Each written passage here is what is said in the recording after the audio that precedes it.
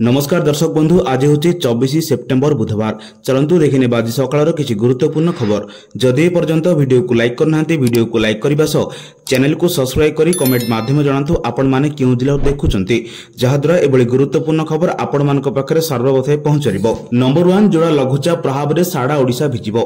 पाणीपाग विभाग 5 दिन जाए प्रबल वर्षा चेतावनी देछि।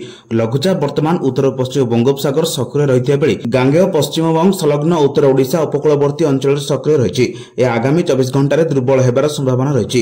एसह सेप्टेम्बर 25 तारिख पाखापाखि पूर्व केन्द्र एवं संलग्न उत्तर बंगोपसागर में आउ एक लघुचाप क्षेत्र सृष्टि होबार संभावना अच्छी। पश्चिम उत्तर पश्चिम दिगु गति कर सेप्टेम्बर 26 तारिख पाखापाखि उत्तर पश्चिम एवं संलग्न पश्चिम केन्द्र बंगोपसागर दक्षिण ओडिशा उत्तर आंध्र प्रदेश उपकूल में एक अवपात परिणत होबार अधिक संभावना रही। पाणीपाग सेप्टेम्बर 27 तारिख पाखापाखि दक्षिण ओडिशा उत्तर आंध्र प्रदेश उपकूल अतिक्रम कर संभावना अच्छी। उभय लघुचाप प्रभाव में राज्य में प्रबल अति प्रबल वर्षा ने चेतावनी जारी कर आंचलिक पाणीपाग केन्द्र विशेषकर दक्षिण उत्तर और उपकूल ओडिशा में प्रबल बर्षिब। आगामी 5 दिन पर्यंत प्रबल अति प्रबल वर्षा थिया बेले आसंता 24 घंटे सारा जिले में बिजुली घड़घड़ी नहीं वर्षा को नहीं हलदिया चेतावनी दी जाइछि। नंबर 2 आसंता 30 तारिख जाए बंद रहिबो कलिंगा घाटी रास्ता। सोमवार द्वितीय भूस्खलन पर कंधमाल जिलापाल निष्पत्ति नहीं। घाटी स्थिति अनुधान पर जिलापाल ए निर्णय नहीं जना पड़ी। विगत 15 दिन मध्य कलिंगा घाटी 5 रु ऊर्ध्व पत्थर खसिलानी। गत 16 तारिख में बड़ धरणर पत्थर सबु झरणार गड़ी पहाड़ तल को आसीथिला। फल भंजनगर फुलबाणी जातीय राजपथर एकाधिक स्थान स्थान रास्ता धोई हो जाइतिला। तेणु आज को एक सप्ताह हेब जातीय राजपथ उपर यातायात बंद अछि। आगकू रास्ता स्वाभाविक हेबाकू बहुत दिन लागि पारे बोली जणाइछन्ति। नंबर 3 अक्टोबर 1 तारिख भारत में अनेक गुरुत्वपूर्ण नियामक परिवर्तन कार्यकारी हेबाकू जाउछि। जेउथिरे ऑनलाइन गेमिंग को नियंत्रण करुथिबा एक नूतन आईन एवं भारतीय रेलवे टिकेट बुकिंग नियम में उन्नति अंतर्भुक्त अछि। ए सहित ट्राई मोबाइल व्यवहारकारी एक नेटवर्क सूचना एवं स्पाम कॉल नियंत्रण करुथिबा नियम कार्यकारी करिबो। स्टॉक बाजार में व्यापक नियम एवं किछि आर्थिक योजना मध्य प्रभावित हेबो। जेतेबेले ई कॉमर्स कारबार एवं सर्वनिम्न मजूरी हार में मध्य परिवर्तन होई पारे। केंद्र मंत्री अश्विनी वैष्णव घोषणा करथिबा अनुसार अक्टोबर 1 तारिख ऑनलाइन गेमिंग को प्रोत्साहित एवं नियंत्रण करिया पई एक नूतन आईन कार्यकारी हेबो। ऑनलाइन गेमिंग कंपनी एवं अन्य अंशदार मानक सहित आलोचना पर ई आईन प्रस्तुत कर जायथिला एवं खूब शीघ्र कार्यकारी हेबो। नंबर 4 ओडिशा पई एक गौरवमय सफलतार राज्य में बहु वैज्ञानिक और गवेषक स्टानफोर्ड विश्वविद्यालय द्वारा प्रकाशित विश्वर शीर्ष 2% वैज्ञानिक तालिकार स्थान पाइछन्ति। ए तालिकार एएसओ विश्वविद्यालय 20 जन, राउरकेला एनटीआर 18 जन, किट्र 6 जन, ब्रह्मपुर आईआईएसआर ओयूएटी ओयूटीआर और संबलपुर विश्वविद्यालय 2 जन लेखाएं एवं सीफेड एफएम विश्वविद्यालय, रेभेन्सा विश्वविद्यालय, जीआईईटी विश्वविद्यालय, केन्द्रीय सरकारी इंजीनियरिंग कॉलेज, सीआईएफए भुवनेश्वर और श्री श्री विश्वविद्यालय जन लेखाएं गवेषक सामिल होइछन्ति। नंबर 5 पृथ्वीराज को धर्मेन्द्र चिठी। पुरी रे पंडा निजोग संस्कृत विद्यालय परिचालना दायित्व ओडिशा सरकार को देबा पई चिठी। राज्य आईन मंत्री पृथ्वीराज हरिचंदन को चिठी लिखिले केंद्र शिक्षा मंत्री धर्मेन्द्र प्रधान। चिठी पुरी श्री जगन्नाथ मंदिर परिसर थिबा पंडा निजोग संस्कृत विद्यालय संपूर्ण परिचालन दायित्व ओडिशा सरकार को स्कूल और गणशिक्षा विभाग को देवा अनुरोध करिसेंति। ए विद्यालय सेवायतंक पिलामानकु संस्कृत शिक्षा, वैदिक शिक्षा एवं कर्मकांड प्रशिक्षण प्रदान करिबार एक गुरुत्वपूर्ण भूमिका ग्रहण करिछि। वर्तमान ए पूजा पंडा निजोग द्वारा परिचालित एक सहायता प्राप्त विद्यालय भाव कार्य करुछि। ए विद्यालय संपूर्ण परिचालना एवं प्रशासन भार ओडिशा सरकार स्कूल और गणशिक्षा विभाग अधीन में आनिबा पई श्री जगन्नाथ मंदिर प्रशासन को निर्देश देवा पई केंद्र शिक्षा मंत्री अनुरोध करिसेंति। एहा द्वारा विद्यालय सामग्रिक विकास सुनिश्चित हेबा सह श्री जगन्नाथ संस्कृतिर गौरवमय ऐतिह्य भविष्य पीढ़ी पर संरक्षण हो से चिठी में उल्लेख कर। नंबर 6 राज्य नियुक्ति परीक्षा आसिला एसओपी। एआई जरिए परीक्षा परिचालना तैयार करा। प्रश्नपत्र लीक और अन्य विभ्राट रोकने जारी होइछि मार्गदर्शिका। नया गाइडलाइन मुताबक समस्त प्रश्नपत्र सरकारी स्वीकृति प्राप्त प्रेस मुद्रण करा। वरिष्ठ प्रशासनिक और पुलिस अधिकारी तत्वावधान में मुद्रण हेबो। प्रश्नपत्र एवं ओएमआरसीटी गोपनीय मुद्रण, बारकोडिंग, पैकेजिंग एवं ट्रेजरी सर्वे प्रश्नपत्र सूचना ने जारी होइछि एसओपी। परीक्षार प्रत्येक पर्याय वरिष्ठ सरकारी एवं पुलिस अधिकारी तदारख रहिबो। लीक रोकबाकू प्रश्नपत्र मुद्रण पर अवशिष्ट सामग्री को नष्ट करा। सरकार 1.5 लाख रु अधिक पदवी पर नियुक्ति परीक्षा को त्रुटिमुक्त एवं स्वच्छता निश्चित करने लक्ष्य अतिरिक्त मुख्य सचिव सुरेंद्र कुमार तरफ जारी होइछि एसओपी। यह समस्त विभाग, नियुक्ति बोर्ड एवं जिला प्रशासन पर प्रजुक्त विद्या सुरक्षित ऑनलाइन परीक्षा encrypted platform browser lockdown technology व्यवहार हेबो। आखिर गतिविधि स्क्रीन स्विचिंग एवं संदेहजनक आचरण निरीक्षण पई उन्नत एआई व्यवहार करा जिवो। सब परीक्षा केंद्र गुडी को एक इंटीग्रेटेड कमांड कंट्रोल सेंटर रे निरीक्षण रहिबो। नंबर 7 दिनक पर लघुचाप प्रबल बसिबो। बंगोपसागर रे आ एक लघुचाप सृष्टि होइते बेले ता पछकु दाना बांधुची आ गोटी लघुचाप या प्रभाव रे 25 तारिख रे सृष्टि हेबार संभावना रहिछि। फल रे 28 तारिख पर्यंत राज्य रे प्रबल वर्षा लागि रहबा नै पूर्वानुमान करछि आंचलिक पाणीपाग केंद्र। संभाव्य लघुचाप अधिक घनीभूत हेबार अवपात रूप नहीं पारे। यह द्वारा राज्यर अनेक स्थान में प्रबल अति प्रबल वर्षा हो पारे। 26 तारिख बेलू उत्तर पश्चिम और संलग्न पश्चिम केन्द्र बंगोपसागर दक्षिण ओडिशा आंध्र उपकूल अवपात परिणत हो। 27 तारिख दिन दक्षिण ओडिशा उत्तर आंध्र उपकूल अतिक्रम कर प्रबल वर्षा पर आज 7 जिला को येलो वार्निंग देछि पाणीपाग विभाग। लघुचाप प्रभाव में 5 दिन जाए राज्य में विभिन्न स्थान में प्रबल वर्षा संभावना रही। समुद्र अशांत थिबारु मत्स्यजीवी को सतर्क सूचना जारी कर ଯାଇଛି। नंबर 8 प्रधानमंत्री नरेंद्र मोदी आसंता 27 तारिख में ओडिशा गस्तर आसिबे। से झारसुगुड़ा आयोजित एक भव्य कार्यक्रम माध्यम ओडिशावासी को संबोधित करेंगे। प्रधानमंत्री मोदी झारसुगुड़ा गस्त स्थिर होगा पर जिला प्रशासन चलचंचल हो उठी। प्रधानमंत्री गस्त कार्यक्रम में रूपरेख कौन रहिबो, केउठु लोक आसिबे, केते लोक सामिल हेबे, सुरक्षा व्यवस्था कौन रहिबो, पार्किंग स्थल केउठे हेबो आदि दिग उपर घन घन बैठक आरंभ हो जायछि। उत्तरांचल राजस्व कमिशनर सचिव रामचंद्र यादव, उत्तरांचल पुलिस आईजी हिमांशु लाल, जिलापाल कुणाल मोतीराम चौहान, एसपी गुंडाल रेड्डी राघवेंद्र प्रमुख प्रस्तावित सभास्थले आमलीपाल स्थित पड़िया पहुंची स्थिति निरीक्षण करिसेंति। नंबर 9 कटक भुवनेश्वर मेट्रो प्रकल्प रद्द होई नहीं। आज विधानसभा प्रस्तुति करिसेंति नगर उन्नयन मंत्री डॉक्टर कृष्णचंद्र महापात्र। विधानसभा एक लिखित उत्तर प्रश्न उत्तर दे कहिसेंति कटक भुवनेश्वर मेट्रो प्रकल्प रद्द होई नहीं। से कहिसेंति प्रकल्प ए राज्य सरकार परीक्षाधीन रहिछि। एथिपाई अंततः मंत्री स्तरीय कमिटी गठन कर जायछि। कमिटी रिपोर्ट और सुपारिश प्राप्त हेबा परे सरकार आगामी दिन में अंतिम सिद्धांत नेबे। नंबर 10 सुना और रूपा दर वृद्धि एक धारा आरंभ होइछि। ता प्रभाव केवल ओडिशा नहे देशव्यापी अनुभूत होइछि। भुवनेश्वर सोमवार 22 ग्रेड सुनार 10 ग्राम पिछा 850 टंका वृद्धि पाई 1,03,650 टंका होइछि। सेहिपरि 24 ग्रेड सुना दाम 920 टंका वृद्धि पाई 1,13,070 टंका पहुंची। चलित मास 19 ठारू उभय 22 ग्रेड और 24 ग्रेड सुना दाम लगातार भाव बढ़ुछि। इतिमध्ये 22 ग्रेड सुना दाम 1750 टंका और 24 ग्रेड सुना दाम 1900 टंका महंगा हो सारे। सुना भली रूपा दर मध्य हु होई बढ़िबार लागिछि। सोमवार रूपार किलोग्राम पिछा दाम गोटी दिन 3000 टंका बढ़िछि। फल तार मूल्य 1,48,000 टंका होइछि। चलित मास 19 पर ठारू रूपा दर 7000 टंका वृद्धि घटिछि। जो हार दर बढ़ुछि खूब शीघ्र रूपा केजी 1.5 लाख टंका होइजिबा संभावना रहिछि। नंबर 11 विभिन्न स्कूल रे अतिथि नियुक्ति मामला को राज्य सरकार को नोटिस पठाइले हाईकोर्ट। गणशिक्षा और उच्चशिक्षा विभाग में खाली पड़िया पदवी संख्या को नहीं सरकार को निर्देश मागिले कोर्ट। योग्य होई के मध्य बेकार थिया प्रार्थी को बाद दे अवसरप्राप्त शिक्षक को नियुक्ति कौन पाई देउछ एने जवाब देबाकू कोर्ट निर्देश दैछंती।